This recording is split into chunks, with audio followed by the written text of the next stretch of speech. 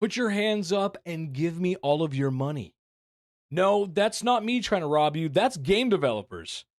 And today, that's exactly what we're talking about. We got some news today. Before I jump into the main story of today, and really, I can't believe it's happening, we need to talk about gaming pricing and sort of the business model, if you will. If you've been a gamer for a long time, like I have, and have been gaming since the PS3, Xbox 360 era, then you know that games have costed roughly $60 since then. There's been a standardized price since about, I mean, there's been standardized prices before that, but something my generation, people similar to my age would be familiar with, would be the standardized pricing of $60 for games and or relative. Maybe I'll put a list here of like the relative prices of where you live, what $60 is. Point being, if you buy a brand new AAA title from a AAA studio, you're going to pay $60 for that game. That's how it's worked. Now, the problem is, especially with video games, you could argue this is a problem with music, movies, any sort of art medium anywhere, is that it's really subjective. Video games are a unique medium. In my opinion, they're kind of like a mix of movies and books because they're obviously a visual media, but also very immersive like a book is. So it's something you spend a lot of time with. So when you buy a brand new game, or when you buy a game, essentially is that time worth your money? I think is what a lot of people boil it down to. And long story short, not a lot of games these days are. In theory, if you're buying a $60 game, that should be of value for you. It should be a great game that has a decent story. You're playing it for a decent amount of time. Good this, good that, whatever, fine. But the problem is that's not always the case. For example, I'm not a big fan of Ubisoft games. I haven't been for a long time. Probably, I'd say Far Cry 4 was the last one I like really enjoyed, or I went out of my way to go buy it on release. And that's because Ubisoft games don't feel like full price games. They feel like games you should buy when they're on sale. Like a 50 or 60% off sale. They're not bad games. They're not explicitly horrible. They're just not to the polish that a AAA, or in their words, a quadruple A game should be. But then on the flip side, you could also take a game like Balatro, for example, a game that me and my friends have been enjoying for over a year now. I've actually platinumed it recently. It was really, really tough platinum. I'm so glad I did that. But a game that's retailing for like $13 or $14 American, that really is just the simple little roguelike card game that, yeah, at face value, not much to it. But when you start playing it, there's a surprising amount of depth and fun and strategy. But point being is, I spent $13 American on that game, and I've got hours and hours of content with it, both playing off camera and on camera on stream, which, by the way, I'm streaming tonight at 8. Come see here on YouTube and Twitch. Come hang out. So the whole thing is, the pricing it's subjective and it's relative. If you pay $60 for something, you don't know if it's going to be worth it, and that's going to be up to the player.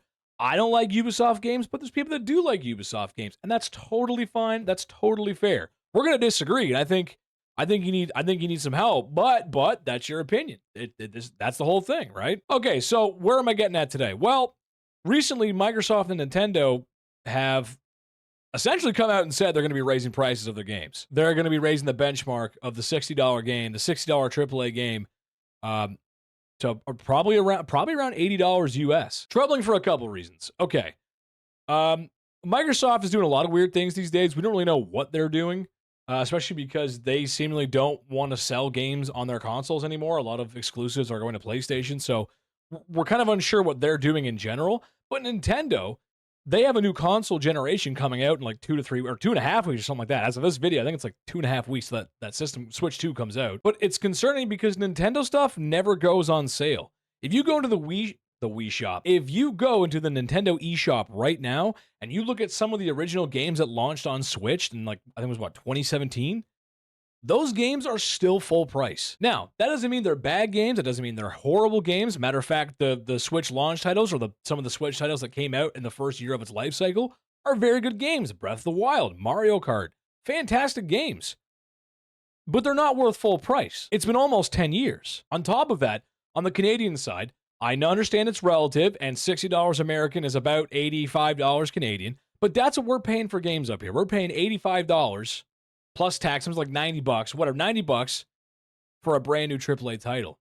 If the price goes up in the US, the price is going to go up everywhere. If the price goes up, the price goes up. And I think it's very hard to convince someone to buy a brand new game at $90, but it's even harder to convince someone to buy something when it's $120 standard edition. No extra skins, no extra bullshit.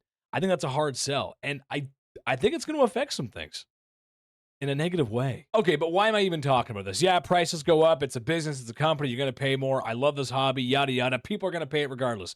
People are going to say that too. I know they are. And yeah, you're right. GTA 6, if they were charging $500 in one of your kidneys for GTA 6, people would do it. I might even do it. I hate to admit it, but I even might do it. GTA 6 is kind of a monumental thing. It's going to be pretty big. You'll see. The main reason why I want to talk about this today is because of Randy Pitchford. You may have heard that name. He's the CEO of Gearbox Software. Gearbox Software is a developer, and their biggest game, I'd have to say, is Borderlands. I'm sure there's a lot of Borderlands fans out there. I'm indifferent about Borderlands. Okay, so what did Randy Pitchford do to get me yapping? Well, you got to understand that Randy Pitchford is a controversial figure. He is not shy to controversy, dear boy. The most recent one I can remember is him. Apparently, he left a USB drive at a medieval time. This is going to sound so weird. Apparently, he was at medieval times. This is true. He admitted it in a podcast. Well, someone found it. I guess. Anyway, point being, he admitted this in a podcast that I guess he went to medieval times and he dropped a USB drive full of squirting porn, which is kind of crazy to have that on USB drive. I just want to say that, like, is that what boomers do? Is that what old people do? Are people still downloading that shit? Like, that's a meme just to even download. Am I wrong? Like, whatever. Like, does no one just have a browser open anymore? Anyway, point being, he had some squirt porn on there and was claiming that, well, it had to be a magic trick because he didn't understand how that works. And judging by how stupid he is, yeah, that checks out. Because that's not what we're talking about today. That's not why we're yapping today. We're yapping today because someone asked him on Twitter and said, hey, Randy, because of prices going up all over, are your prices going to go up as well? And basically, he told gamers to get bent. He said, real fans will make it happen. Another unhinged CEO completely misunderstanding the consumer's position. What else is new? This would be bad for any CEO or this would be bad for any business owner to say, but to come out as Randy Pitchford, who has had a lot of controversies in the past, and say, yeah, you know what? You brokies better figure it out. All right, well, I guess we will figure it out, and I just won't buy it, because I'll be honest, Borderlands 4 is probably going to be a good game. Borderlands 3 was a little bit of a misfire, but it still wasn't a horrible game. It was mid. It was all right. I just won't buy it. It's as simple as that. I'm not going to support someone or a company where the CEO, again, thinks squirting is magic. Okay. But also, I'm just simply not going to buy the product. If you're going to be that obtuse and tell us brokies that, well, a real fan would make it happen, a real fan would put on the line and buy it, completely misunderstanding the economic situation of quite literally everything going around the world right now, and you want to charge more for a product and tell me it's my fault that I can't afford it, bro? Yeah, I'm sure that will go over well, especially a guy like Randy Pitchford, who is no stranger to controversy, especially a man who thinks that squirting is a magic trick. I bet you do think it's a magic trick, Randy. I bet you do. This isn't the first time that a gaming CEO or a CEO in any company has ever told a bunch of brokies to get bent, but it never works out well. Someone at EA did this when Battlefront 2 came out, and Battlefront 2 had a really rough launch. That game, it's actually having a resurgence right now, which is pretty cool, but I don't like the game, so you won't see Chetty on there. I actually really don't like that game. I would also argue that Borderlands, as big as a series as it is, isn't the most popular in the world. And I think it lost a lot of fans after Borderlands 3. They changed up a lot of stuff in the gameplay formula that really just didn't work. And they had a story that was really not very good. Borderlands is known for its quirky and like millennial comedy writing. But back in 2012, I think it was Borderlands 2 when that came out. Borderlands 2 is regarded as the best game in the series, and yeah, I had a lot of fun with it too, but I think there's two problems with Borderlands. One, I think that writing style is really, really bad. It's aged horribly, that silly millennial, self-deprecating humor that I don't think really lands with Gen Z and or millennials now. I think millennials are kind of sick of that humor now. And on top of that, I think you need a lot of people to buy Borderlands 4, obviously for sales. But Borderlands, to me, in my opinion, is an excruciatingly, that's a word, boring game to play by yourself. Borderlands 4 is a co-op looter shooter. You play it with friends. And if you're not playing that game with friends, in my opinion, it is extremely boring, tedious, and just not fun.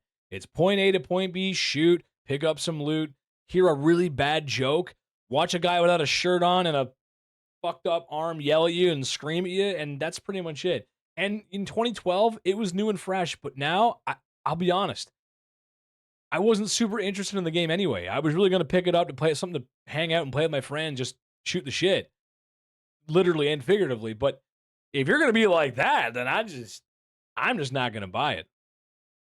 Anyway, let me know what you guys think in the comment section. Leave a like, helps a lot. I love you guys. I'll see you tonight. I'm going to be streaming tonight. Make sure you're there tonight, 8 p.m. here on YouTube and Twitch. I love you guys so much. I'll see you.